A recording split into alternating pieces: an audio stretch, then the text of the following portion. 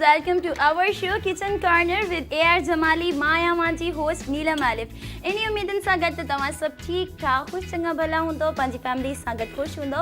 अल्लाह पाक तव्हां सभिनीनि ते पंहिंजा रहमतनि जा साया बरक़रार रखे ऐं तव्हां सभु पंहिंजे वॾनि जे साए में ख़ुशि हुजो। आमीन सुमा आमीन। ऐं असां सां गॾु मौजूदु आहिनि असांजा बहितरीन शेफ AR जमाली। अस्सलाम वालेकुम जमाली। वालेकुम सलाम नीलम, कीअं तव्हां? ख़ुशि तबीयत सही? ठीक ठाक अल्हम्दुलिल्लाह। तव्हांजी दुआउनि सब्र कर ठीक मां बिल्कुलु ठीकु आहियां। अस्सलाम वालेकुम नाज़रीन, तव्हां कीअं आहियो? ख़ुशि आहियो? जिथे बि हुजो, आबाद हुजो, शाद हुजो। हमेशह वांगुरु अॼु बि असां वटि हमेशह मां रेसिपी जी ॻाल्हि कंदो आहियां। हू बि कॾहिं कॾहिं तव्हां सां ॻाल्हि मां कंदो आहियां त पंहिंजी सफ़ाई जे बारे में या मां इहो चवंदो आहियां त सुठो ॾिसो, सुठो सोचो ऐं सुठो पायो। अक्सर सुठो खाओ त ठाहींदा त पोइ खाईंदा न।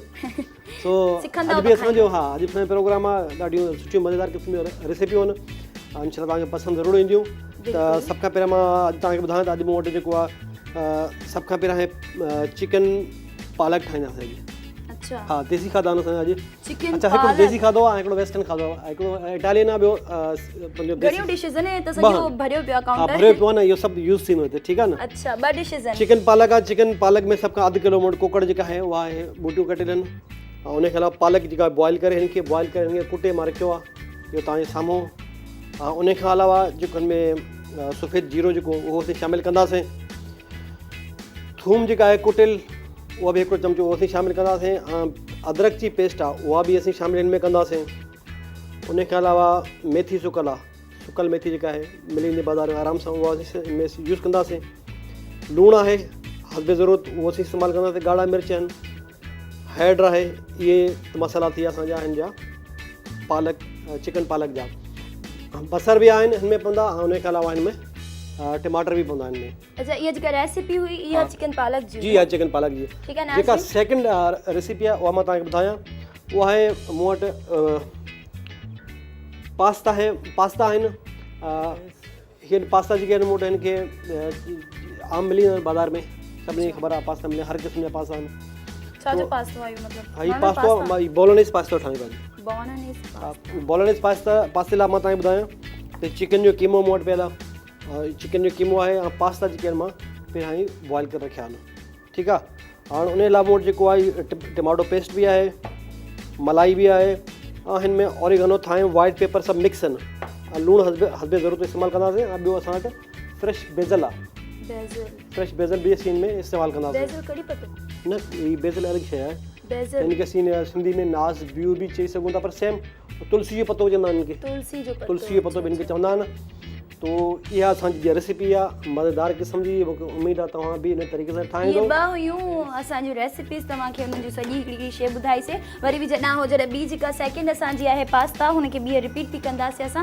फर्स्ट तव्हां उहो नोट कई हूंदी जेका चिकन पालक हुई, त हुन में जेको आहे सॼी हुन में मसाला वग़ैरह तव्हां नोट कया हूंदा। अगरि न आहिनि बि कया त वरी असां रिपीट कंदासीं। तेल हाणे हिन में कंदासीं गरम। तेल हिन में मां कोशिशि कंदो मां घटि तेल इस्तेमालु कयां। तेल गरम थींदो त उन में असां विझंदासीं बसर। जेतिरो तव्हां ऑयल घटि यूज़ कंदो ओतिरो तव्हांजी सिहत लाइ फ़ाइदेमंद रहंदो। ठीकु आहे। हीअ बसर ॾींदो, भले जेतिरो तेल गरम थिए असीं पोइ बसर शामिलु कंदासीं। ॾाढी सुठी डिश आहे, तव्हां खायो, तव्हां ठाहियो, पोइ असांखे ॿुधायो। अच्छा, हे बॉइल थियल न, हीअं लॻी थी त साग पियो आहे। मां ॾिठो डायरेक्टली मां न, मां हिनखे पहिरियों बॉइल कयो हिनखे। अच्छा, मां पहिरियों बॉइल कयो। ठीकु आहे। त नाज़रीन, असांजो इहो प्रोग्राम एवरीडे जे ताउन सां आहे। एवरीडे पीअंदा कयो ऐं पंहिंजे पाण खे जेको आहे चुस्त एक्टिव ऐं चालाक रखंदा कयो, ऐं पोइ चुस्त चालाक थी करे असांजो प्रोग्राम ॾिसंदा कयो। ऐं जेके ज़बरदस्त रेसिपीज़ असां जेके असांजो डिशेस हिते कुक कंदा आहियूं उन्हनि खे गौर सां ॾिसंदा कयो, इंजॉय कंदा कयो चांहि पी करे, एवरीडे जी चांहि पी करे। छो त असां त पंहिंजो प्रोग्राम एवरीडे जी चांहि पी करे ई स्टार्ट कंदा आहियूं हमेशह। त तव्हां बि यूज़ कयो। बसर को बसर ठीक है, काफ़ी है। 1.5 बसर काफ़ी है। इनमें 1.5 बसर, ठीक है। चिकन पालक जो जो असांजो हुन में 1.5 बसर विझंदासीं जॾहिं असांजो ऑयल गरम थी वेंदो। सनो सनो उनके कटो, बारीक बारीक बिल्कुल, छो जो हे ॾिसो मतलब मां त ॾिसंदी आहियां कीअं थी वियो जल्दी में, अजूबो थो थिए इहो। मतलब असां वेठा पंहिंजा घोड़ा वाहींदा आहियूं, आराम आराम सां कंदा आहियूं, त हे 1.5 बसर कटिजी बि विया। न त मां हुजां हा या मतलब कोई ॿी छोकिरी हुजे ऐं हुनखे वेठी छिले बसरनि खे। त तव्हां इहो बि ॾिसंदा कयो, नोट कंदा कयो, असां हिननि ते ज़ूम बि कंदा आहियूं त तव्हां नोट करे जेको आहे न हिननि खे जंहिं तरीक़े सां चॉप कयो वेंदो आहे, ॾिसो त कीअं था कनि, छुरी खे कीअं संभालियो आहे, पंहिंजे हथनि खे उन्हनि कीअं संभालियो आहे, ऐं बसर बि केतिरा बिल्कुलु सही कटिंग में था थियनि। उन सां गॾोगॾु कटिंग सां गॾोगॾु पंहिंजो जेको चॉपिंग बोर्ड आहे उनखे फ़ौरन साफ़ु कंदा कयो, ऐं उन खां अलावा छुरी जेका उनखे साफ़ु कंदा कयो। पाण सां गॾु कोई कपिड़ो हुजे या कोई टिशू पेपर हुजे जंहिंसां जेका शइ तव्हां यूज़ था कयो उनखे साफ़ु करे छॾियो। हीअ हाणे असांजे बसर जी ॻाढ़ा थींदा त पोइ असां में ॿिया मसाला शामिलु कंदासीं। उहे कीअं कंदासीं तव्हांजे साम्हूं ई कंदा, तव्हां ॾिसजो त बसर ॻाढ़ा थियणु ज़रूरी आहिनि। बिल्कुलु ऑयल गरम कयोसीं असां, पोइ हिन में बसर ऐड कयासीं, हुननि खे गोल्डन ब्राउन करणो। जी बिल्कुलु ठीकु आहे। त वरी मां तव्हां ॿुधायां त नाज़रीन असां जेका चिकन पालक बि ठाहियूं, सो तव्हांजी रेसिपी नोट कयो बिल्कुलु। अधु किलो जेका आहे चिकन आहे, अधु किलो पालक आहे। पालक खे मां पहिरियां बॉइल कयो आहे, सेम जेका क्वांटिटी सेम आहे, अधु किलो चिकन अधु किलो पालक। अच्छा सेम क्वांटिटी। हा, हिकिड़ो चमचो असीं हिन में विझंदासीं सफ़ेद ज़ीरो। अच्छा चिकन जेका आहे हुन में हर क़िस्म जी लाइक बोनलेस बि हुजे, बोन हुजे, जेका तव्हांखे पसंदि आहे तव्हां उहा करे सघो था। ओके। हिकिड़ो चमचो जेको आहे सफ़ेद ज़ीरो शामिलु कंदासीं। अधु चमचो जेका आहे थूम जेका आहे मूं वटि हीअ पियल आहे थूम, उहो अधु चमचो थूम जो, अधु चमचो अदरक जो। इहे ॿई अलॻि अलॻि आहिनि। सुकी मेथी आहे, हीअ चमचो हिकिड़ो फुल चमचो सुकी मेथी उहो शामिलु कंदासीं। लूणु हस्बे ज़रूरत, अधु चमचो हैड जो, ऐं हिकिड़ो चमचो ॻाढ़ा मिर्च। इहे असीं में शामिलु कंदासीं। ॿियो हिन में को मसालो कोन पवंदो, सिर्फ़ु टमाटर जेके आहिनि टे अदद टमाटर पवंदा, ऐं बसर जेको तक़रीबन 1.5 अदद बसर हो। जॾहिं असांजो पालक इहो थियो पियो बॉइल थिए पियो त हुनजी पालक जी बि ख़ुशबू निकिरे पई, त तव्हां कोशिशि कंदा कयो की पालक जॾहिं वठणु वञो था त उहा बि फ्रेश हुजे, ताज़ी हुजे। ताज़ी बिल्कुलु। हाणे सर्दियूं अचनि पियूं, सर्दियुनि में हमेशह मां तव्हांखे ॿुधायां जेके वेजिटेबल आहिनि, जेके फ्रूट आहिनि, फ्रूट गर्मियुनि में घणा हूंदा आहिनि, पर वेजिटेबल जेका आहे बिल्कुलु ताज़ी हूंदी आहे। गजर ईंदी आहे, उनमें मूरी हूंदियूं आहिनि, गोगड़ू ईंदा आहिनि, पालक ईंदी आहे। काफ़ी सारी सब्जियूं जेके आहिनि सर्दियुनि में जेके सुठियूं साग सभिनीनि खां वॾी ॻाल्हि देसी डिशुनि में मां तव्हांखे ॿुधायां छो त असांजे घर में हिन में सियारनि में जेका आहे न देसी इलाही कुझु घणो पचंदो आहे, छो त मुंहिंजा आबू जेके आहिनि उन्हनि खाधनि खे पसंदि कंदा आहिनि।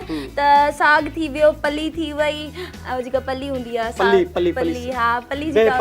पली जेको बि तव्हांखे पसंदि आहे तव्हां। पली में त एॾी महिनत लॻंदी आहे, मां चवंदी आहियां हल माण्हू गजरनि जो हलवो पचाए वठे, हुनखे सफ़ाई सां बिल्कुलु बारीक बारीक हुनखे लाइ कीअं कटबो आहे, अलाए छा कबो आहे, त उहो बि एॾी टेस्टी ठहंदी आहे। त सर्दियुनि में जेको आहे तव्हां असांखे कॉल कयो ऐं असांखे पंहिंजी फरमाइश ॿुधायो सर्दी जे हवाले सां, या हाणे जेको तव्हांजो मतिलबु आहे त तव्हां हिन मौसम में बि इलाही अहिड़ियूं आहिनि डिशिस आहिनि, तव्हां असांखे ॿुधायो, असां ज़रूरु बि तव्हांजी फरमाइश पूरी कंदासीं ऐं तव्हांखे हिते कुक करे खाधा बि आहिनि जी। ऊन्हारो ऐं सियारो, ऊन्हारे जा कपिड़ा बि अलॻि हूंदा आहिनि, सियारे जा कपिड़ा अलॻि हूंदा आहिनि।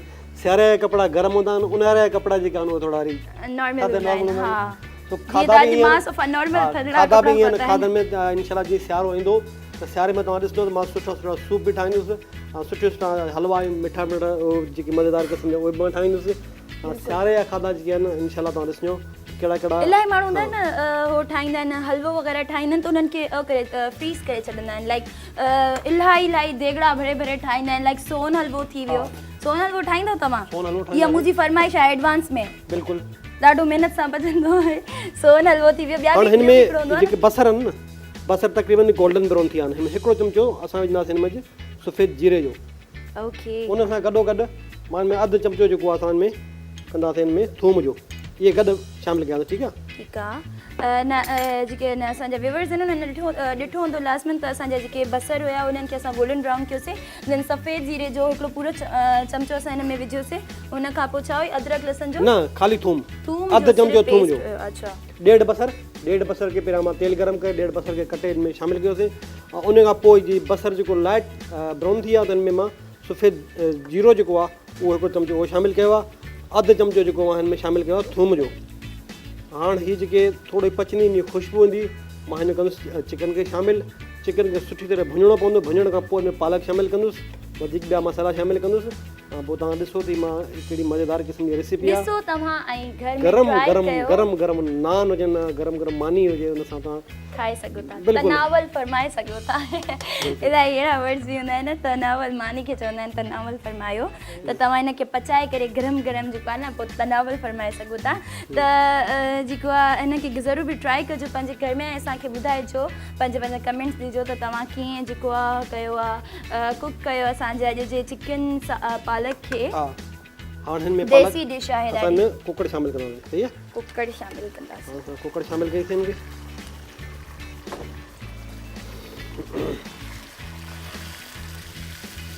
कुकड़ जो बि पाणी पंहिंजो क्रिएट कंदी हाणे चमच हलायो इसमें ऐं हिन में जीअं कुकुड़ पए हाणे हिन जो जेको ऑयल आहे उहो ॾाढे बुरे तरीक़े सां डांस थो करे मुंहिंजे हाणे हथ में में लॻे थो टे जेके आहिनि अदद जेके टमाटर जेके आहिनि उहे बारीक बारीक कटे हुए थी में शामिलु कंदासीं कुकड़ सां गॾु ई गॾु टे अदद टमाटर जेके आहिनि उहे बि अच्छा कुकड़ सां गॾु ई कंदासीं जी गॾु ई कंदासीं ताकी उहो मैश थी न ॾेई करे रहंदी ठीकु आहे ठीकु आहे टे अदद जेके आहिनि नाज़रीन ज़रूरु ॾिसो असांजी इहा रेसिपी तव्हां देसी डिश आहे चिकन पालक ऐं पंहिंजे घर में ट्राई कयो पंहिंजे ॿारनि खे पंहिंजे वॾड़नि खे जीअं हर दफ़ा कॾहिं ॿारनि जी डिश हूंदी आहे कॾहिं असांजी ब्रेकफास्ट हिन जी हिननि टाइप जी डिशिस हूंदियूं आहिनि त हे डिश आहे जेका असांजा लाइक अगरि काई आंटी ॾिसे थी त हुनजी सस खे बि इहा वणंदी जेके हा सस खे बि इहा डिश वणंदी तयारु सस खे तॾहिं वणंदी न ठाहींदी हा नूंहं ठाहींदी यकीनन यकीनन त मतिलबु असां ॿाहिरियां खाधा चिकन गोश्त खाई खाई थकिजी पिया हाणे असांजी भला ईअं छो थींदो आहे हिकिड़ी मूंखे ॻाल्हि ॿुधायो नीलम जी ईअं छो थींदो आहे जॾहिं का बि माई हूंदी आहे मिसाल जी ॻाल्हि वॾी घर में हूंदी आहे उनजी धीउ जेका बि ठाहींदी आहे चवंदी हा हीउ ॾाढो सुठो ठाहियो आहे अच्छा अगर नो ठाहींदी त पोइ हुनजो वरी हाँ सही आहे बसि कोई कोई ससूं अहिड़ियूं हूंदियूं आहिनि जेके मतिलबु धीउ में ऐं नुंहुं में डिफरेंस रखंदियूं आहिनि चवंदियूं आहिनि धीउ त धीउ हूंदी आहे नुंहुं त नुंहुं हूंदी आहे पोइ त ॿिए जी धीउ हूंदी आहे त इहा ग़लति ॻाल्हि आहे तव्हां पंहिंजी धीउ खे जीअं रखो था जीअं हुनखे एप्रिशिएट कंदा आहियो हुनजी नंढड़ी शइ खे बि एॾो एप्रिशिएट कंदा आहिनि मतिलबु कुझु बि न हूंदी आहे हुनखे एप्रिशिएट करे करे ॾेखारींदा आहिनि त हे वाक़ई में मुंहिंजी धीउ कयो त तव्हां पंहिंजी नुंहुं खे बि उअं ई कयो छो त उहा बि कंहिंजी धीउ हूंदी ऐं यकीनन तव्हां बि पंहिंजी धीउ खे काॾे विदा कंदव त हे जेको आहे मुंहिंजो मैसेज आहे तव्हांखे जेके पंहिंजी नुंहंनि खे स्ट्रिक्टली ट्रीट कंदियूं आहिनि त उहो थोरो प्लीज़ पंहिंजे दिलि में नरमी आणे न अगरि नथी आणे सघनि त तव्हां वटि काई ट्रिक आहे अहिड़ी ससुनि लाइ उहे गोश्त नरम करण जी तव्हां वटि ट्रिक हूंदी आहे चांवर नरम करण जी त ससुनि जो दिलि नरम करण जी काई बारे में मां सोचां वेठो सस खे छा करणु घुरिजे हा सोचो बिल्कुलु हाँ हिन में हाणे अधु चमचो जेको आहे ऐं ज़रूरी न आहे सभु कुझु सस ई करे इलाही नुंहुं बि असांजूं इहे हूंदियूं आहिनि जेके पंहिंजी सॻी माउ में पंहिंजी ससु में डिफरेंस रखंदियूं आहिनि चवंदियूं हो त असांजी पंहिंजी माउ हुई हे त वरी बि असांजी ससु आहे ऐं पोइ मतिलबु पंज ई उंगलियूं गॾु न हूंदियूं आहिनि पंज आङुरियूं गॾु न हूंदियूं आहिनि पर चवंदा आहिनि त माण्हू हिकु ॿिए जो जॾहिं ख़्यालु कंदो न नुंहुं सस जो ख़्यालु कंदी ससु नुंहुं जो ख़्यालु कंदी त घरु सुठो हलंदो सुठो हलंदो हिकिड़े सां ताड़ी न वॼंदी आहे बिल्कुलु तव्हां कुझु पंहिंजी ॿुधायो कुझु हुननि जी ॿुधो तव्हां त इहो ई घर में अगरि तव्हां अपनाईंदव कुझु पंहिंजी ॿुधायो कुझु हुननि जी ॿुधो त ईअं तव्हांजो घर जो माहौल सुठो हलंदो तव्हांजे ॿारनि जेके नंढा नंढा ॿार आहिनि उन्हनि जो माइंड सेट बि सुठो रहंदो ऐं तव्हांजे घर जो एनवायरमेंट बि सुठो रहंदो त हिननि सां गॾु असांजो वक़्तु थी वियो असांजे प्रोग्राम में हिकिड़े नंढड़े ब्रेक जो त मिलूं था नंढड़े ब्रेक खां पोइ